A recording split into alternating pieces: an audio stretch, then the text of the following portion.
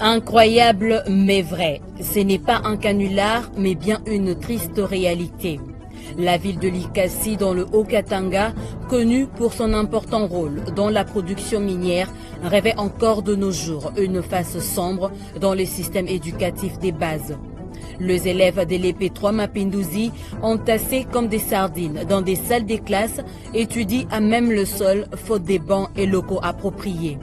Dieu merci, le programme d'urgence de 100 jours du président de la République, Félix-Antoine Tshisekedi Tshilombo, est passé par là. Dans quelques jours, ces cauchemars ne sera qu'un triste souvenir.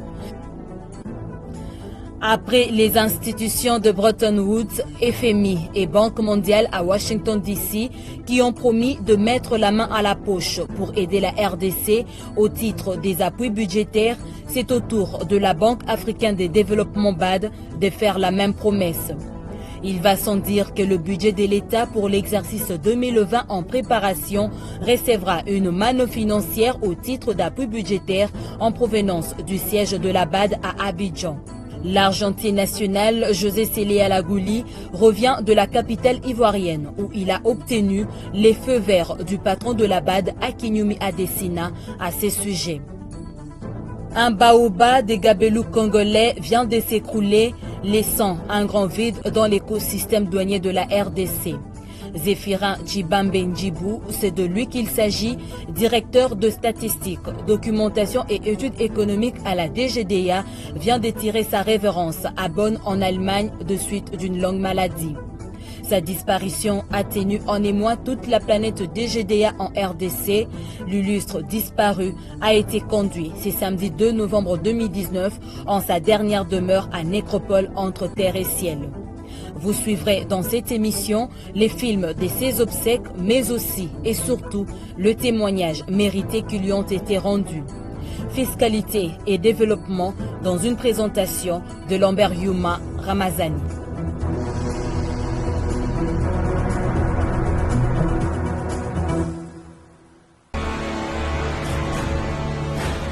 Agence Galaxy Media, la passion de développer la RDC.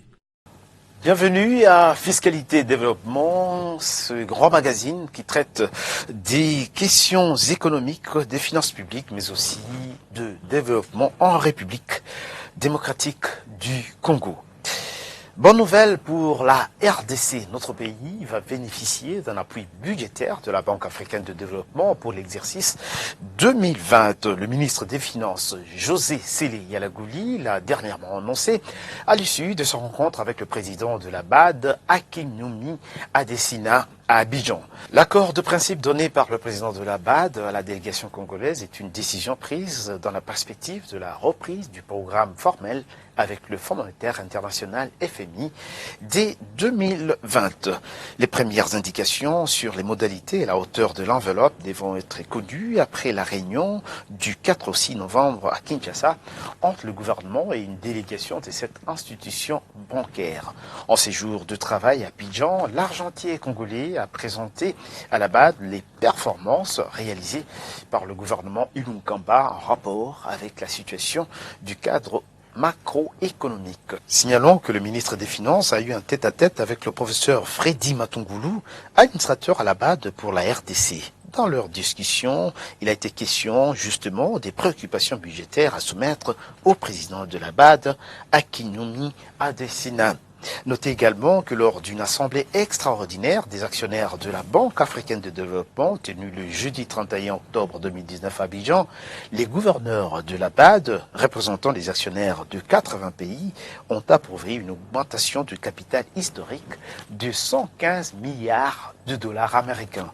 Ainsi, la base de capital de la banque a plus que doublé, passant de 93 milliards de dollars américains à 208 milliards de dollars américains. L'augmentation du capital la plus importante de l'histoire de la Banque africaine de développement depuis sa création en 1964 est une preuve remarquable de la confiance des actionnaires, ce qui renforce le leadership de la banque en matière de financement du développement sur le continent.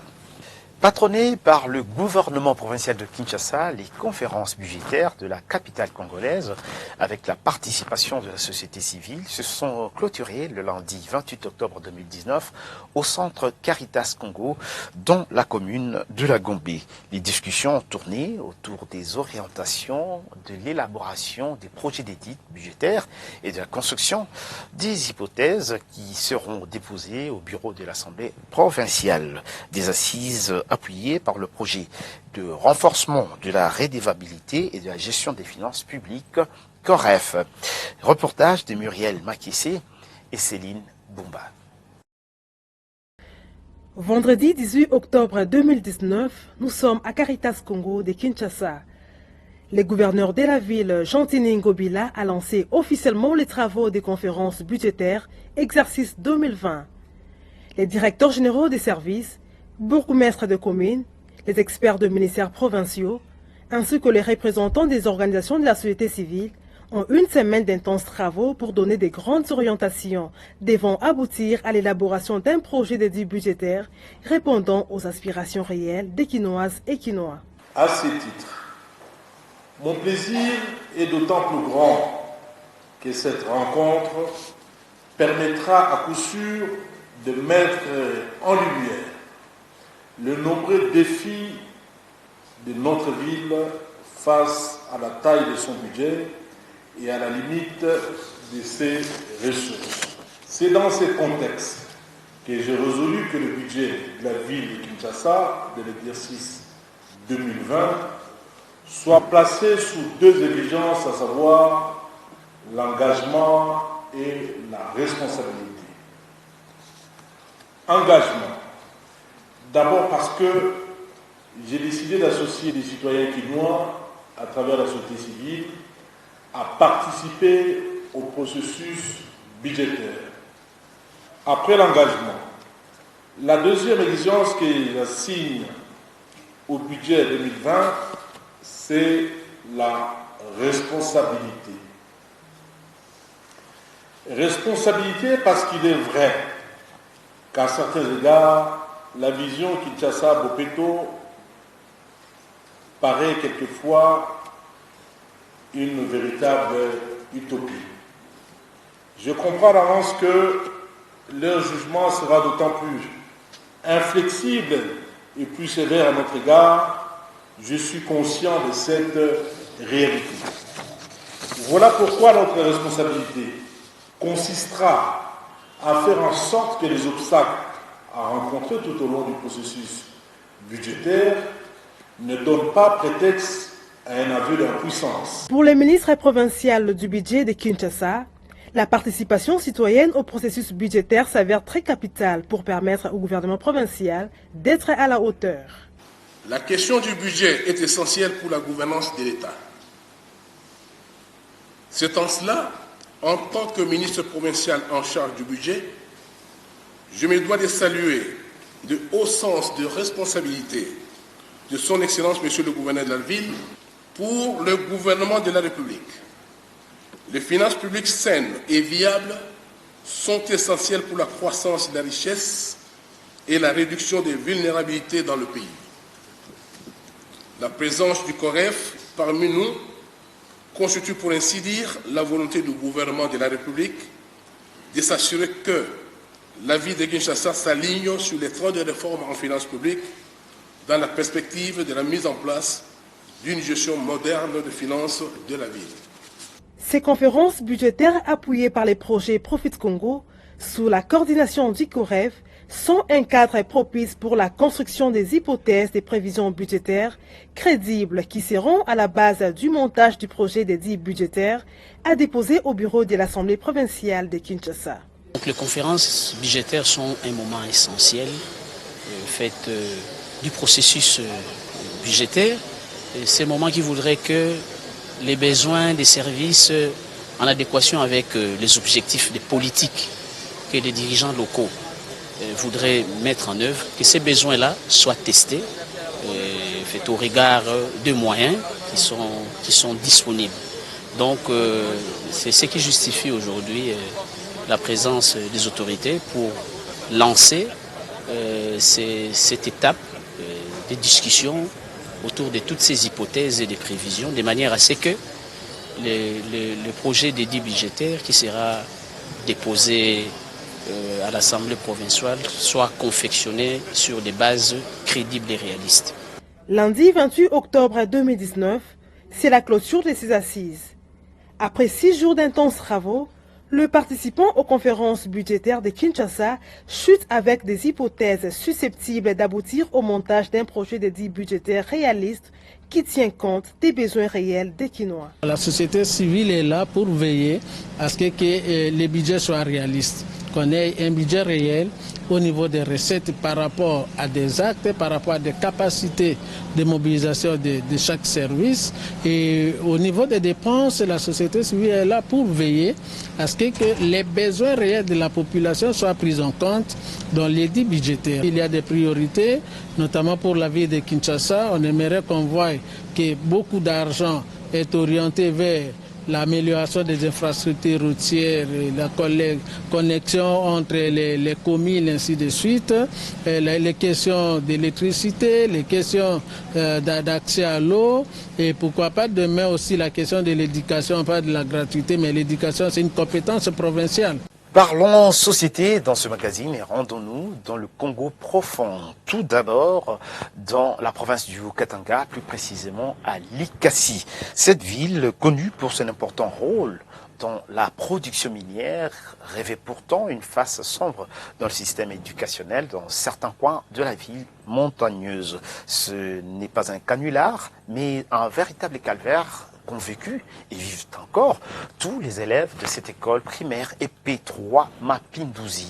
Des salles de classe surpeuplées, sans bancs ni pupitres, des latrines qui laissent à désirer, ce qui impacte, vous le savez, négativement l'apprentissage des enfants. Heureusement que le programme de 100 jours du chef de l'État, Félix-Antoine Tshisekedi, s'est penché sur leur cas. Notre reporter, Fabien Luboulou Bakayaka, qui a vu cette école de Likasi, nous fait part de cette souffrance qu'endurent au quotidien ces élèves de l'ex-Jadoville. Suivez. Après l'exécution de l'hymne national, comme tous les autres élèves du complexe, ceux de l'EP3 Mapinduzi font face à la dure réalité de leur école au quotidien dès qu'ils franchissent les portes de leur classe. Des salles de classe vides où chacun doit chercher comment s'asseoir. Certains sur un carton, d'autres sur un morceau de planche ramassé au coin de la rue, d'autres encore debout ou carrément assis à même le sol. La position ou la direction du regard importe peu. L'essentiel est d'être dans la salle de classe. Ces élèves, s'ils sont assis par terre, ce n'est pas parce qu'ils sont punis ou endeuillés ou moins encore en prière dans une mosquée. Mais c'est tout simplement parce qu'ils n'ont jamais connu le luxe de s'asseoir sur un banc pupitre. Pour ceux qui sont en 6e, c'est un calvaire qu'ils ont enduré 6 ans durant et ils n'en peuvent plus. Parce qu'on n'a pas de banc, c'est pour cela que nous sommes assis par terre. Nous demandons un peu pour qu'on puisse nous aider. Les uniformes s'habillent chaque jour. Je lave ça chaque jour. On demande de nous amener un peu les bancs. On n'écrit pas bien parce qu'il n'y a pas de banc. On se mettra seulement par terre toujours. Les enseignants, eux aussi, n'échappent pas à cette éternelle punition. Ils sont obligés de rester debout du matin au soir. Ils dénoncent ces situations qui impactent négativement le processus d'apprentissage des enfants. Sur le plan pédagogique, là où il est d'abord concentré sur le fait qu'il est assis comment. Au lieu d'être d'abord à l'aise sur les bancs et vous suivre comme il se doit, sur le plan sanitaire, les enfants sont exposés, si je peux le dire. Parce qu'ils sont d'abord à même le sol, là où il y a la poussière, c'est déjà pollué. Ils s'assoient avec les chaussures qui sont en train d'aller avec ça aux toilettes. Et puis ils reviennent avec les mêmes chaussures. Ils sont en train de les toucher à tout moment. Ils s'assoient là où ils ont piétiné. Ça veut dire que leur santé est exposée. Créée en 1972, sans bâtiment propre, cette école publique fonctionne avec 12 salles de classe et réparties dans 4 locaux mis à sa disposition. Ce qui ne facilite pas les choses avec l'effectivité de la gratuité de l'enseignement de base. Dans une salle de classe, c'est supposé que l'État congolais a prévu une classe pour un enseignant. Mais nous sommes à 2. Premièrement, c'est faute des locaux. Parce que maîtriser un grand nombre comme ça, c'est difficile. Mais si chaque enseignant avait ses élèves, on pouvait aussi s'y tenir et s'y mettre. Nous sommes ici, donc on est obligé de se partager les cours. On est en train de faire l'alternance. Ça veut dire, moi je peux commencer avec la première leçon, après je m'assois, mon collègue prend aussi la seconde, ainsi de suite jusqu'à la fin de la journée. Et c'est pénible. Parfois on n'arrive pas à atteindre les 6 leçons. Cri de détresse entendu par l'autorité qui vient de doter cette école de bâtiments propres comprenant 6 salles de classe équipées en bancs pupitres ainsi que d'un bloc administratif bien meublé et des installations sanitaires. La remise aux bénéficiaires n'est qu'une question d'heure. Nous espérons avec ces nouveaux bâtiments, comme nous les voyons très propres, avec les bancs qu'on est en train de nous amener, nous espérons que les conditions seront meilleures. L'année passée, j'étais dans les 108 élèves, mais présentement, c'est presque 1000 élèves. Nous remercions le bon Dieu, nous remercions aussi nos autorités d'avoir songé quand même à l'éducation de nos enfants. C'est une très bonne chose, parce que nos enfants, c'est ça même l'avenir de demain. Signalons qu'au-delà d'alléger les fardeaux des parents, la gratuité oblige le gouvernement de dupliquer les projets de réhabilitation et reconstruction des infrastructures scolaires, PRIS, qui avait l'ambition de construire 1000 écoles par an. Et pour avoir assuré avec brio la maîtrise d'ouvrage délégué de ces projets, le BSECO peut aider le président Félix-Antoine Tshisekedi à faire bénéficier tous les enfants congolais de la gratuité de l'enseignement, gage du développement de la République démocratique du Congo. S'inscrivant dans la logique du chef de l'État, Félix-Antoine Tshisekedi, celle de sortir de l'extrême pauvreté, une vingtaine de millions de Congolais vivant dans les milieux urbains et périurbains dans les 5 prochaines années. Le ministère de l'Industrie s'y emploie. De passage en Italie, le ministre de l'Industrie, Julien Paluku, a visité un modèle de développement industriel dénommé Ecomode Village. Il s'agit de structures modulaires visant à la transformation et à la vente des produits alimentaires. Julien Paluku s'est déclaré séduit par cette technologie et a promis de s'impliquer pour qu'à travers le fonds de promotion de l'industrie, les opérateurs économiques congolais s'approprient cette technologie innovante. Reportage de la cellule de communication du FPI. Dans les tout prochains jours, la République démocratique du Congo va expérimenter un modèle de développement industriel dénommé Ecomode Village. Il s'agit des structures modulaires et visant la transformation et vente des produits alimentaires. Ce modèle type de développement déjà opérationnel en Italie grâce à l'ingénierie des Self Group a été présenté au ministre de l'Industrie Julien Paluku Kahongya qui s'est fait accompagner du directeur général du FPI Patrice Kitebi. Cette technologie innovante abrège la chaîne de production et opère d'une façon autonome, efficace et écologique. Les travaux possibles sont l'abattage de bovins, porcs, ovins, avicoles, la transformation du lait et ses dérivés, des fruits et légumes, le traitement des poissons, la torréfaction des cafés et du cacao, ainsi que d'autres produits alimentaires. Julien Paluku Kahongya a déclaré être séduit par cette technologie et promet de s'impliquer pour qu'à travers le fonds de promotion de l'industrie, les opérateurs économiques congolais s'approprient cette technologie innovante. Je suis d'autant plus rassuré lorsque je vois ces installations de cette entreprise italienne qui s'inscrit également dans une stratégie de proximité. Comment créer des millionnaires, comme nous voulons en créer 100 d'ici 5 ans. Nous sommes satisfaits que chez nous, comme une zone de production agricole, il manque des petites unités de production, parce que beaucoup de gens pensent souvent aux grandes unités de production, alors qu'il faut commencer par la classe moyenne, comme on le dit souvent. Et ces unités que nous venons de visiter sont à même d'absorber la production au niveau local, dans chaque province, où on produit des fruits, mais des fruits qui pourrissent, où on produit du cacao, mais du cacao qui est exporté à l'état brut, qui n'est même pas transformé. Mais avec ces unités que nous venons de visiter, il est possible par exemple qu'avec des zones de production du cacao, nous puissions les installer et que déjà au niveau local, nous produisions du chocolat ou des biscuits chocolatés. Dans les congrès, le FPI a déjà acquis quelques unités modulaires pour des projets de transformation du lait et de ses dérivés dans les provinces du Nord et Sud Kivu. Le déploiement, montage, installation est déjà en cours d'exécution et le gouvernement compte en commander d'autres afin de booster l'industrie locale en République démocratique du Congo. Restons toujours au pays pour dire cette fois-ci que grâce à la matérialisation du programme de formation des formateurs des petites et moyennes entreprises spécialisées dans l'agro-industrie, 8 étudiants finalistes de l'école supérieure de la gouvernance économique et politique ECOPU de Lubumbashi, qui parachèvent leur cursus à l'université du Camerino en Italie, ont été honorés par le ministre de l'Industrie Julien Paluku. Ce programme, appuyé par le pays, prévoit de s'étendre dans d'autres provinces de la RDC.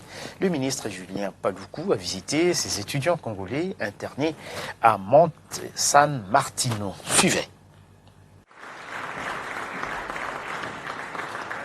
Ces 8 étudiants constituent le premier lot qui vient matérialiser le programme de formation des formateurs de petites et moyennes entreprises spécialisées dans l'agro-industrie. Un programme mis en place par le Fonds de promotion de l'industrie FPI. Ces 8 étudiants finalistes de l'école supérieure de la gouvernance économique et politique ECOPU Lubumbashi parachèvent leur cursus à l'université Camerino en Italie, dans la commune de Monte San Martino de la province de Macerata, à plus de 35 km de Rome. Devant les autorités italiennes venus rehausser de leur présence cette cérémonie qui n'est que la symbole du lancement du programme du développement, le ministre de l'Industrie Julien Paluku Kawinga, qui s'est fait accompagner du directeur général du Fonds de promotion de l'industrie Patrice Kitebi, inscrit cette démarche dans le cadre d'appui à l'industrie agroalimentaire qui a un impact sur la transformation économique, la transformation sociale, la réduction de la pauvreté et la création de richesses. Nous avons envoyé donc 8 étudiants du niveau master en Italie pour devoir se spécialiser dans l'agro-industrie, dans l'agroalimentaire, parce que dans les 5 ans qui viennent, l'objectif du gouvernement, c'est de faire en sorte que nous puissions beaucoup plus nous focaliser sur la transformation de nos produits et la transformation de produits agricoles. En venant ici en Italie, c'est de permettre que les jeunes étudiants que nous commençons à envoyer reviennent au pays avec des projets qu'ils ont élaborés ici, puisant de l'expérience de ce qu'ils ont vécu, et ils bénéficieront automatiquement du financement du Fonds de promotion de l'industrie pour qu'ils commencent à créer la richesse. Ces 8 étudiants de l'ECOPU qui sont considérés comme des pionniers de ces projets sont à l'université Camerino en Italie pour parfaire leurs connaissances sur les processus assurance, qualité, innovation, certification et transformation des divers produits alimentaires. Ils vont ainsi renforcer leurs compétences en entrepreneuriat et en création d'entreprises familiales. Le directeur général du FPI qui finance ces programmes a martelé sur la prise de conscience. Ces récipiendaires qui remercient le FPI pour la matérialisation de ces programmes ont promis s'impliquer à fond durant cette session à l'université Camerino de l'Italie. Ils promettent rentrer au pays pour être des formateurs d'autres jeunes congolais en agro-business et en entrepreneuriat. Alain Kaninda, directeur général de l'autorité de régulation et de contrôle des assurances, bat campagne de vulgarisation du nouveau code des assurances. L'un des dispositifs de la libéralisation du secteur stipule que les opérateurs économiques en RDC devraient désormais souscrire à l'assurance à l'importation. Revenons sur le récent séjour du DG de l'ARCA à Lubumbashi dans ce reportage qui nous édifie justement sur l'obligation des assurances à l'importation. Arrivé à Lubumbashi le dimanche 6 octobre, le directeur général de l'autorité des régulations et de contrôle des assurances, Alain Kaninda, a eu une conférence de presse à l'hôtel Pullman Grand Caravia. Et c'est parti pour une semaine de vulgarisation de la nouvelle loi sur les assurances. Tout commence par une visite de courtoisie et d'information au gouvernorat de province. En l'absence du gouverneur à mission de service, c'est le vice-gouverneur du Haut-Katanga qui reçoit le DG de l'ARCA accompagné d'une forte délégation. L'autorité de régulation et de contrôle des assurances, l'ARCA, est actuellement en mission dans la province du Haut-Katanga pour des activités de vulgarisation et de sensibilisation. Un kit est remis à l'autorité provinciale du Haut-Katanga. Dans cette trousse sont répertoriées les brochures reprenant les instruments juridiques faisant la force de l'ARCA.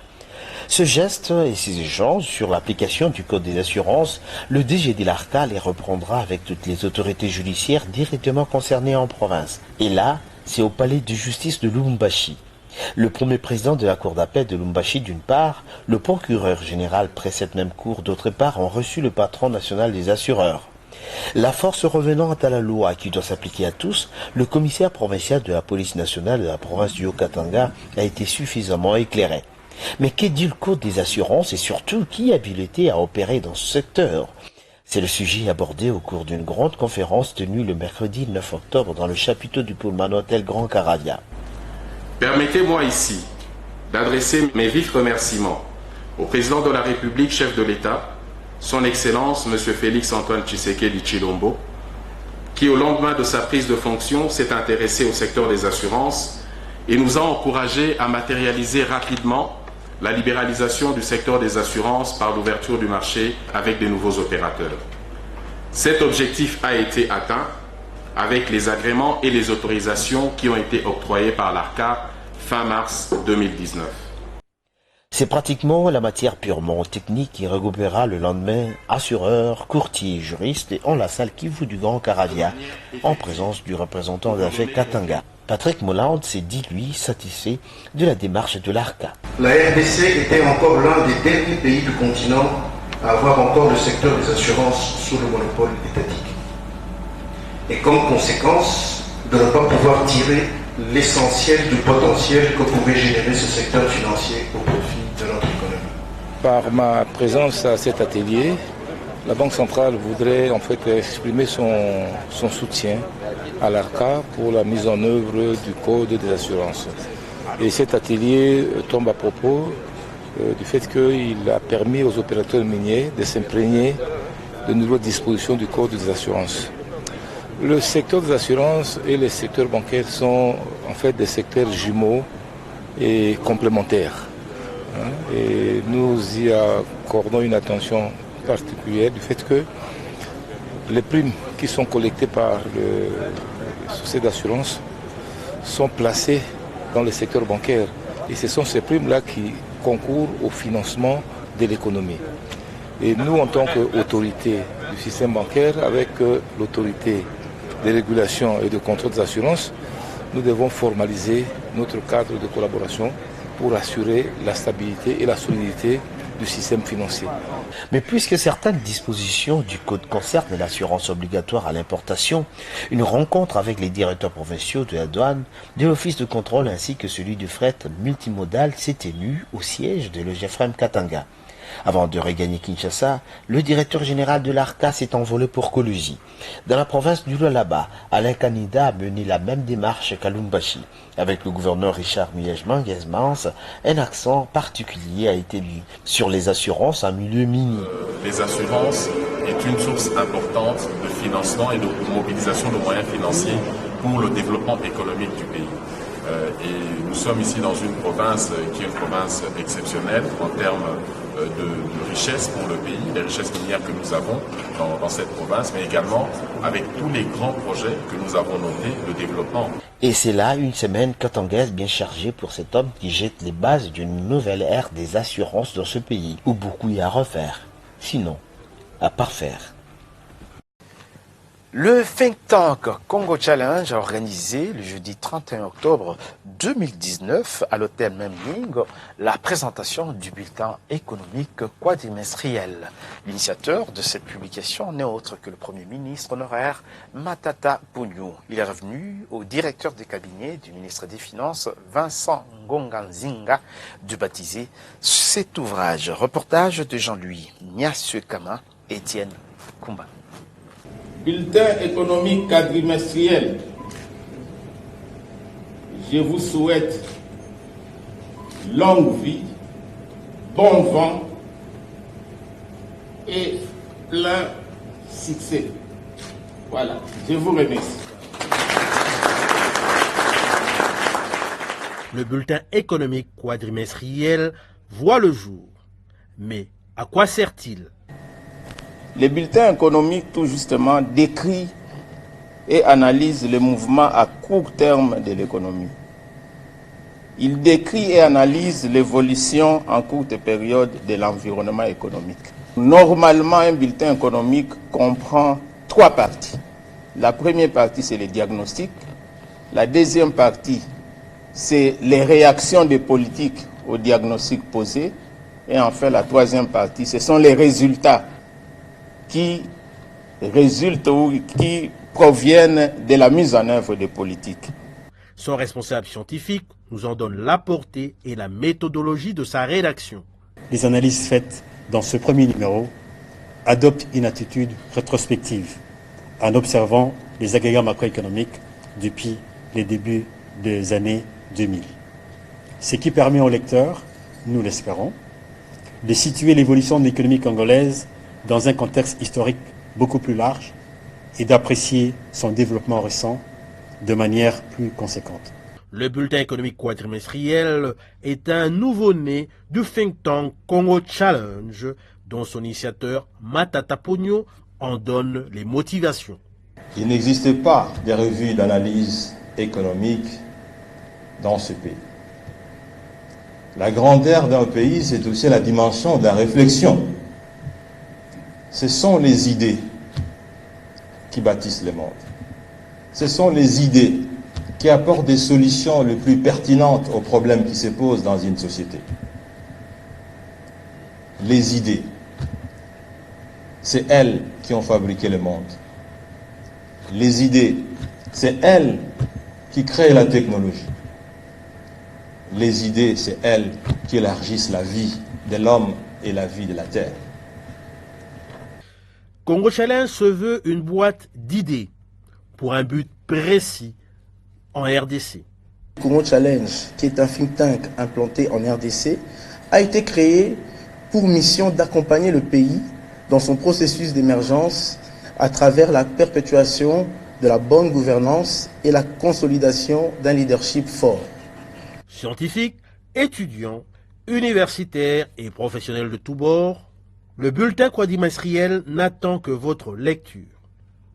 À tous, bonne lecture. L'Université Mapon, en collaboration avec la Fondation Mapon, organise du 13 au 14 novembre prochain la première édition de la conférence annuelle sur la haute technologie. C'est une série d'activités scientifiques qui aura lieu à l'Université Mapon à Kindu, dans le Maniema. La haute technologie comme outil du progrès, ce thème fera l'objet des interventions de haute facture avec des professeurs et orateurs venus de la RDC, du Canada et des États-Unis. Avec comme sous-thème l'impact de l'éducation dans le développement de technologies des nations, la problématique de la rentabilité de l'exploitation minière en RDC face aux nouvelles technologies, la stratégie de développement urbain pour une ville intelligente, défis et perspectives pour la RDC et bien d'autres thématiques qui seront exploitées par des professeurs et chercheurs des renommées internationales. Voulez-vous vous informer sur l'état actuel et les perspectives de la haute technologie en RDC? N'hésitez pas de nous rejoindre à Kindu du 13 au 14 novembre prochain. Université Mapon, la connaissance libère, la discipline élève. La semaine qui s'est achevée n'a pas été de tout repos pour le Premier ministre Sylvestre Ilunga Ilunkamba. Voici le condensé des activités de la semaine du chef du gouvernement dans ce reportage de Ruben Mayoni. Financer la réforme sur la gratuité de l'enseignement, encourager la mobilisation des ressources internes de l'État, apporter des appuis budgétaires, autant de sujets qui ont fait l'objet de discussions entre le Premier ministre et les directeurs des opérations de la Banque mondiale, des retours des réunions annuelles de la Banque mondiale et du Fonds monétaire international tenues à Washington DC, aux États-Unis d'Amérique. Nous sommes en train d'examiner la possibilité d'appuyer cette réforme. Donc quand on examine la possibilité, ça veut dire qu'on regarde comment on pourrait apporter des financements à cette mesure de politique qui améliore la gouvernance du secteur, qui améliore la qualité de l'enseignement.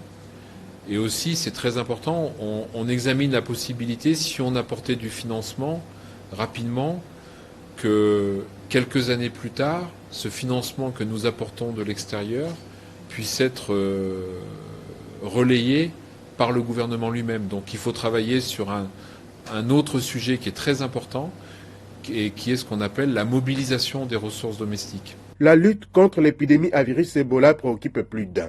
Le sous-secrétaire général et coordonnateur de l'ONU pour la réponse d'urgence à l'épidémie d'Ebola a échangé avec le Premier ministre Sylvestre Ilunga.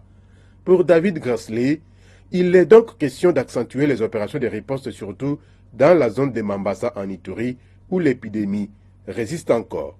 Le chef du gouvernement, de son côté, a recommandé la vigilance, même si les ressources financières sont mobilisées aussi par les bailleurs de fonds.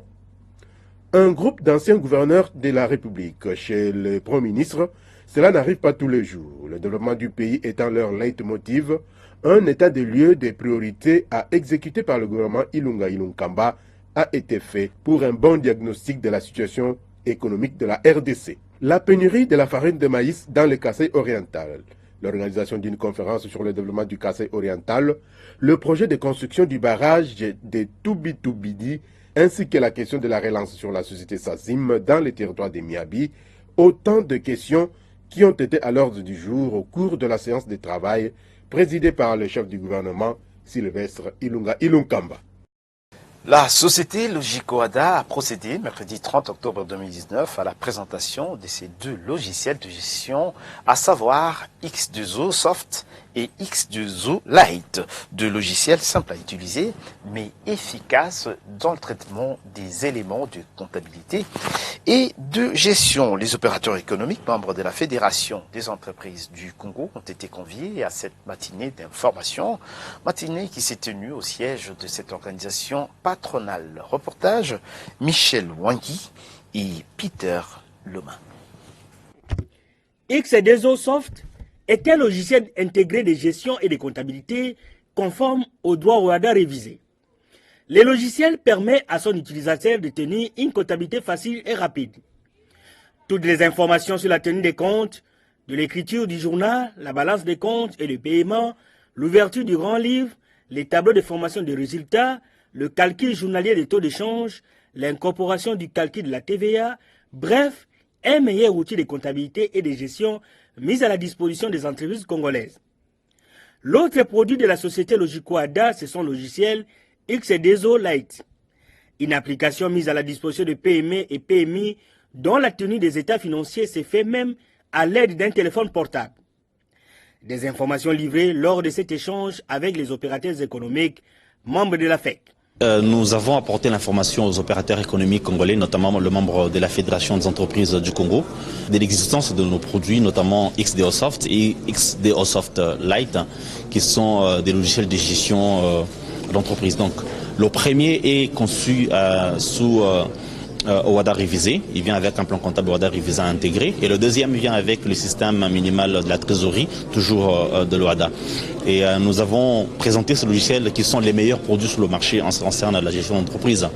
En termes de qualité, premièrement, parce qu'en fait, ils tiennent compte de la spécificité de la comptabilité congolaise, mais aussi en termes de rapport qualité-prix. Il n'y a pas un meilleur produit sur le marché que le nôtre, mais aussi en termes de prix, nous avons le meilleur coût. Et nous avons apporté ces informations aux opérateurs pour qu'ils comprennent qu'il y a nécessité de travailler avec des outils normalisés, des outils performants qui les aident à gérer comme il se doit les flux financiers de ces entreprises. Noël Benda, de l'Ordre national des experts congolais, qui a suivi l'exposé des responsables de Logico-ADA, s'est dit très satisfait pour ces deux produits. Je viens de participer à cette conférence. Moi-même, en tant qu'expert comptable, je suis vraiment intéressé. J'ai trouvé que le logiciel, d'abord, nous avons apprécié puisque le logiciel est monté par les Congolais eux-mêmes. Nous devons soutenir les Congolais, mais sur le plan technique, nous avons vu que le logiciel prend en compte les aspects significatifs, n'est-ce pas, d'une comptabilité régulière, d'une comptabilité complète qui passe par toutes les étapes. Sauf quand même, bien entendu, il y a eu de petites questions que nous avons posées par-ci, par-là pour vérifier, n'est-ce pas, l'efficacité de ce logiciel. Mais dans l'ensemble, le logiciel a pris toutes les préoccupations de comptabilité complète. Logico-ADA est une entreprise du droit congolais spécialisée dans la conception et la commercialisation des logiciels de gestion. Des logiciels conçus entièrement par des informaticiens et techniciens congolais. Sur le marché d'échange, le taux officiel de la Banque centrale du Congo a indiqué au vendredi 1er novembre 2019 en dollars américains à 1654,80 francs congolais, 1 euro à 1836,10 francs congolais, 1 franc CFA à 2,79 francs congolais. Au samedi 2 novembre 2019, au parallèle, cette fois-ci, le taux était à 1650 francs congolais le dollar américain dans la plupart des communes de Kinshasa et à 1685 francs congolais le dollar au centre-ville de la capitale congolaise et précisément chez Maire Double vers l'avenue Lukusa dans la commune de la Gombe. À l'aéroport international de Njili, le taux demeure à 1600 francs congolais le dollar américain. 1650 francs congolais dans plusieurs supermarchés de la capitale congolaise. Nous sommes à Luozi, dans la province du Congo central, où le roi dollar s'est négocié à 1600 francs congolais, 1630 francs congolais et le taux observé à Bunia, dans la province de l'Ituri. À Mbandaka, dans la province de l'Équateur, le billet vert s'est changé à 1640 francs congolais. 1650 francs congolais à Kolosi, dans la province minière du Lualaba, et 1650 francs congolais encore à Bandondoville, chef-lieu de la province de Kikwit. Enfin, le pic du taux de change a été observé à Kindu, dans la province du Maniema, où la devise américaine a valu 1670 francs congolais. Une vision, un programme, l'opération Kinshasa-Bopeto, lancée le 19 octobre dernier par le président de la République Félix-Antoine Tshisekedi Tshilombo, prend de plus en plus corps. Pour preuve, le directeur de cabinet du gouverneur de la ville province de Kinshasa, Maître Freddy Bonzeke, a lancé l'opération Matete Bopeto le samedi 2 novembre. Il était accompagné du bourgmestre de cette municipalité, tel que nous le dit dans ce reportage Ruben Mayoni sur les images de Céline Bumba. Toute personne a droit à un environnement sain et propice à son épanouissement intégral. Elle a le devoir de le défendre. L'État veille à la protection de l'environnement et à la santé des populations. Article 53 de la Constitution de la République démocratique du Congo, fin des citations. C'est une responsabilité partagée entre l'État et les citoyens. Freddy Bonzeke, directeur de cabinet du gouverneur de la ville-province de Kinshasa, l'a compris, emboîtant ainsi les pas à la vision de son chef, Jean-Tini Ngobila-Mbaka, dans l'opération Kinshasa-Bopeto pour Matete Bopeto.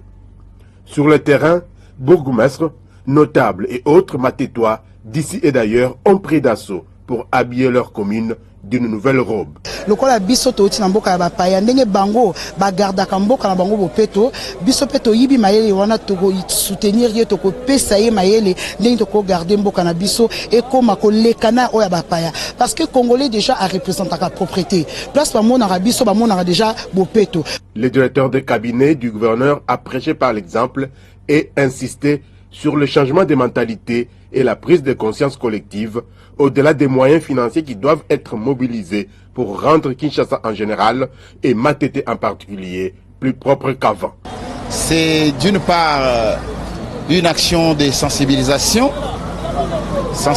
qui consiste à amener la population à pouvoir changer de mentalité, faire en sorte que tout le monde puisse veiller à la salubrité. J'ai voulu ne pas rester en marge. J'ai essayé quand même de m'organiser pour que nous puissions matérialiser cette vision du gouverneur Kinshasa Bopeto et nous disons Matete Bopeto. Avec l'appui de son excellence monsieur le gouverneur, des mécanismes de traitement, de recyclage des déchets seront mis en place dans les tout prochains jours. Aux autres communes de faire la même chose, car le développement, c'est aussi un environnement sain et propice à l'épanouissement de chacun. Page noire pour terminer ce magazine. Décédé le 21 octobre 2019 en Allemagne, de suite d'une longue maladie, le directeur Zéphirin Tshibambe de la DGDA, ancien administrateur directeur technique de l'ex-OFIDA, a été mis sous terre le samedi 2 novembre 2019 au cimetière Nécropole entre ciel et terre.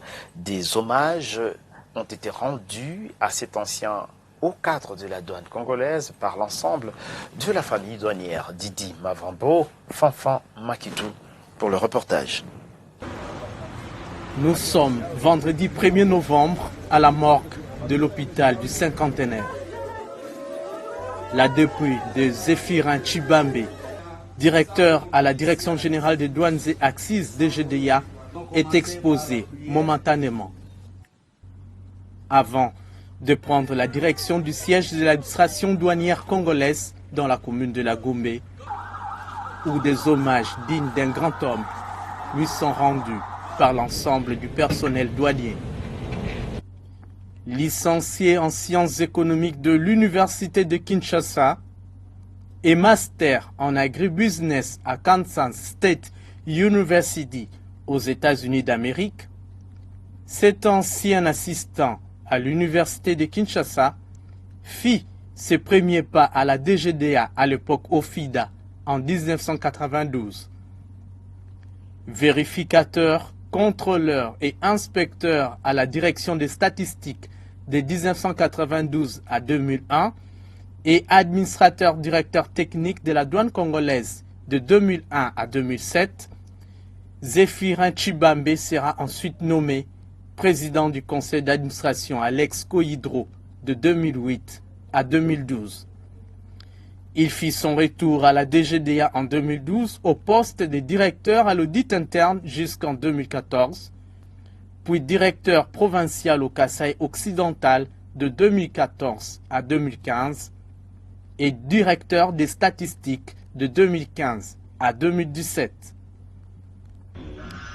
Samedi 2 novembre, nous sommes dans la salle polyvalente La Miséricorde de la Gombe. Les derniers hommages sont rendus à ces douaniers de carrière et aussi cadres au PPRD.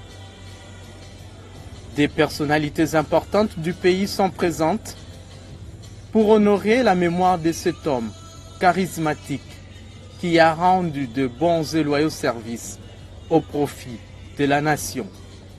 Né à Cabinda le 13 mars 1966, le directeur Zéphirin Tshibambe s'est éteint le 21 octobre 2019 en Allemagne des suites d'une longue maladie.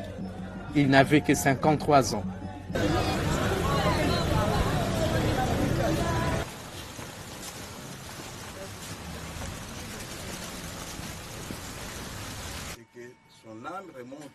Il reposera désormais pour l'éternité au cimetière nécropole entre ciel et terre. Il laisse une veuve et 7 enfants. Nous voulons rendre un hommage mérité à notre ami Zéphirin Tshibambe Djibou, que nous venons d'enterrer ici à Nécropole entre terre et ciel. Nous l'avons connu comme directeur des statistiques, documentation et enquête économique. C'est un monsieur extrêmement intelligent. La DGDA vient de perdre l'un de ses lieutenants, très qualifié. Il était une sommité en termes de réflexion intellectuelle. C'est quelqu'un qui travaillait sans limite. Il était capable de tenir une dizaine de réunions sans se fatiguer.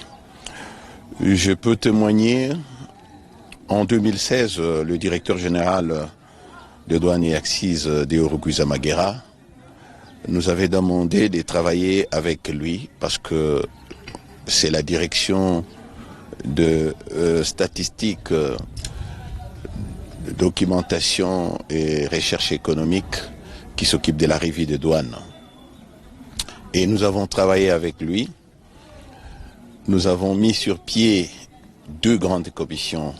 La commission qui s'occupe de la rédaction de la revue de douane, mais également la commission qui s'occupe de la gestion du site de la DGDA. Au jour d'aujourd'hui, la DGDA est dotée d'un site très visité, un site professionnel.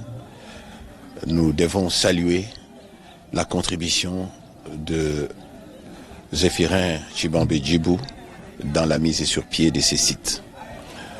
S'il y a une recommandation que je peux faire à la haute direction de la DGDA, c'est de demander à ce que la commission de la revue des douanes et axes puisse porter son nom, dans la mesure où, jusqu'au moment où je vous parle, le directeur général Deorugu Zamagera n'a pas encore signé les 2 décisions. La première portant création de la commission de rédaction de la revue de douane mais également la commission chargée de gérer le site industriel de la DGDA. Donc, au nom du personnel de l'agence Galaxy Media et au mien propre, je présente nos condoléances les plus émues. Nous venons là de perdre un ami de très haute facture, un ami qui nous a toujours été très cher. Repose en paix, Zéphirin Tshibambe Ndjibou, que la terre de nos ancêtres te soit douce et légère. Adieu, cher ami.